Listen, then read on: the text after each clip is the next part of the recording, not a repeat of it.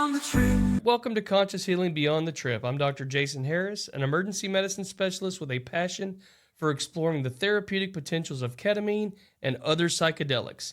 In this podcast, we dive deep into medical, psychological, and transformative aspects of these treatments. Whether you're a seasoned practitioner or simply curious about alternative healing methods, join me as we uncover insights and stories that go beyond the ordinary. Today, we're diving into a question that fascinates scientists, doctors, and honestly, just about anyone who's curious about the mind. How do psychedelics actually work in the brain? Today, I'll be talking about the most common psychedelics currently being investigated for treatment-resistant mental health disorders.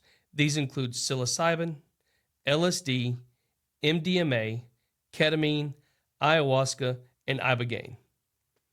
Over the past few years, they've gone from counterculture to clinical trials and from music festivals to medical journals. But what's really happening in the brain? Today, I'll take you on a tour of the brain with these compounds as our guides. Don't worry, you don't need a neuroscience degree. I'll keep it clear, simple, and maybe even a little fun. First, let's start with the why. Think of the brain as a record player with depression, anxiety, or PTSD. Sometimes that needle gets stuck in a groove. It plays the same track over and over. You have negative thoughts, painful memories, self-criticism. Traditional antidepressants try to smooth out the groove a little, but the track often still plays. Psychedelics don't just polish the record, they pick up the needle and let the brain play a brand new song. They shake up the system, break rigid loops, and give the brain a chance to reset.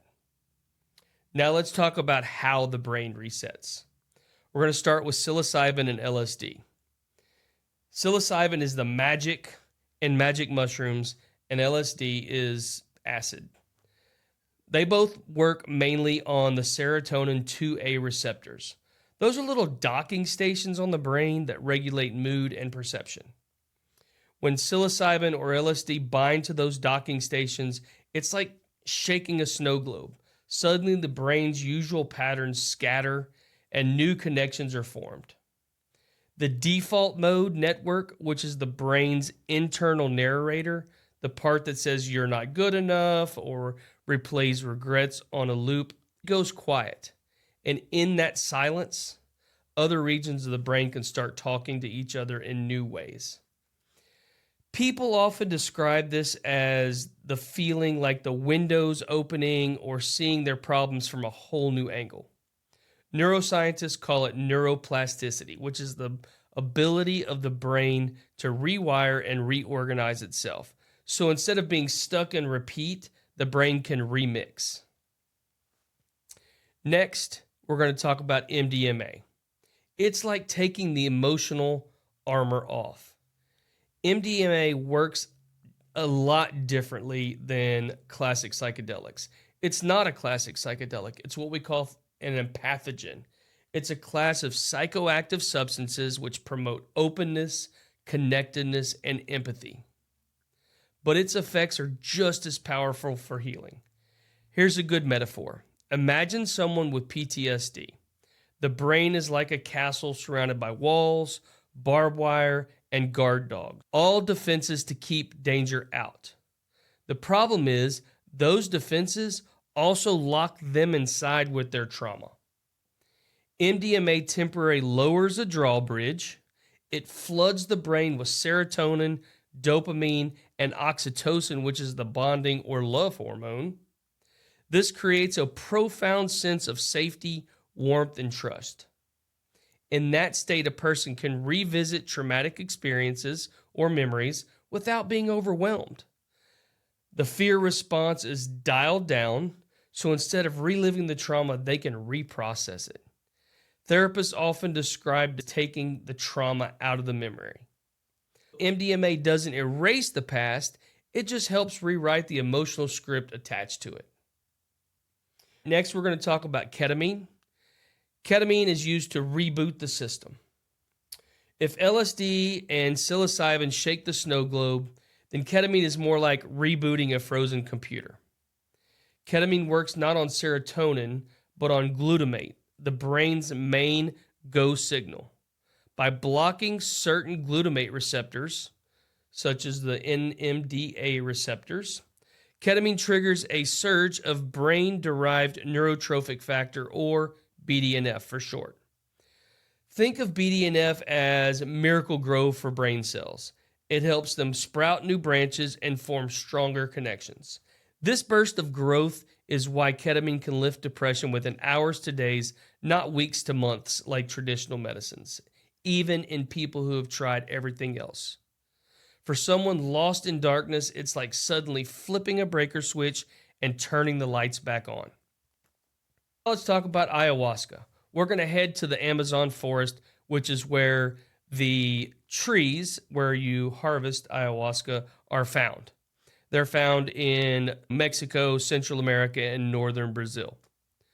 Ayahuasca is a traditional ceremonial drink that combines two different plants, one with DMT, such as the Mimosas hostilis root bark, and one with an MAOI, such as Syrian rue. The Syrian rue makes the DMT active when you drink it, and it makes it stay around longer. During my research, I found that the Syrian rue, or the MAOIs, not only keep DMT around, but they keep most of the other psychedelics around. That's what breaks it down, the monoamine oxidases, which breaks down the active compounds causing the psychedelic experience. Ayahuasca is often called the teacher because it doesn't just create visions, it forces deep introspection. On brain scans, it shows it too. Just like psilocybin, it quiets the default mode network, loosens rigid patterns, but the brew also contains compounds that have antidepressant effects, like the MAOIs. So MAOIs were very popular antidepressants, probably one of the first antidepressants they ever came up with in the 50s and 60s, but they were so many side effects. You couldn't eat certain things. There was so many side effects. So MAOIs really fell out of popularity. People describe ayahuasca journey as sometimes beautiful, sometimes difficult, but often profoundly healing. It's less like flipping a switch and more like sitting down with a stern but wise teacher who shows you the truth you've been avoiding. As long as you don't mind the purge that inevitably happens with ayahuasca, I think it's an excellent healing tool. I once had a patient who told me that he went to Costa Rica for a ayahuasca ceremony, and he said he hadn't defecated or vomited on himself since he was 2 years old, and he felt that portion of the ceremony made it not worth it for him. And finally, we're going to talk about Ibogaine. Ibogaine is like hitting the reset switch on addiction. Ibogaine is from the root bark of an African plant called the Tabernanthe iboga tree, which is native to Central Africa. It's known for one striking effect: interrupting addiction. Picture someone's brain as a GPS stuck on a destructive route, let's say chasing opioids over and over and over. Ibogaine seems to reset that GPS, which forces a reroute. It works on multiple systems at once: the serotonin, the dopamine, the NMDA receptors, and even the opioid receptors themselves. While the experience can be long, intense, and sometimes risky, many people describe coming out of it with cravings dramatically reduced. It doesn't cure addiction, but it can give someone a crucial window of freedom, a break from the withdrawal and obsession, where real recovery work can begin. So what's the common thread between all of these psychedelics? Each of the substances is unique. Psilocybin and LSD shake the snow globe. MDMA lowers the drawbridge. Ketamine reboots the computer system. Ayahuasca teaches, and Ibogaine resets addiction. But they share two powerful themes: neuroplasticity, which is the brain's ability to break free from the old grooves and form new connections. And they help you with connections with oneself, with others, and with the world. If mental illness is about being stuck in thought loops, stuck in fear, stuck in disconnection, psychedelics seem to offer movement, flexibility, and reconnection. To recap, psilocybin and LSD loosen the rigid brain loops. MDMA creates emotional safety to heal trauma.